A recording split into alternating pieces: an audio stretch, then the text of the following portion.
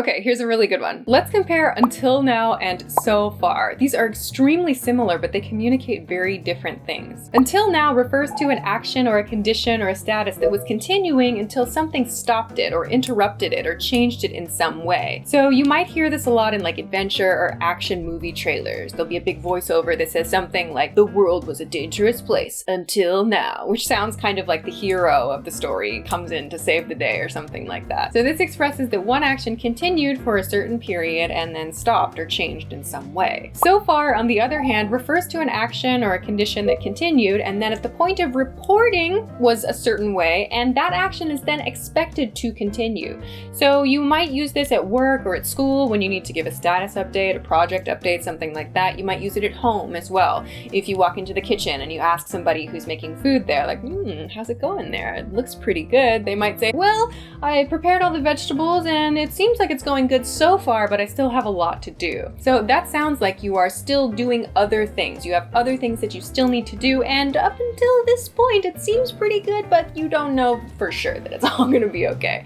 So this is what so far communicates. So far and until now kind of have similar meanings in the sense that there's a continuing action and then kind of this check-in point, but the big difference here is that until now expresses that something stopped. So far expresses that that thing is going to continue past the conversation. So you might think, okay, this doesn't really seem like that big of a deal. Why should I care about this? It's because, especially when you're writing, there are some situations in which you can communicate a very, very negative nuance. For example, imagine if you received an email from a client that said, "Things have been going great until now."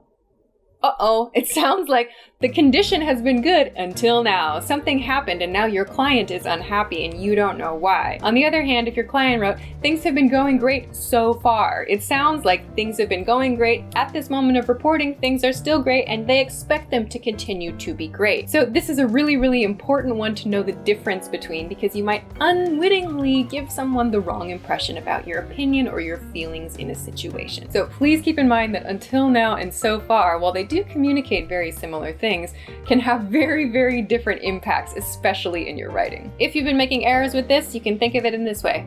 I've made errors with this expression until now. Okay, that was really cheesy.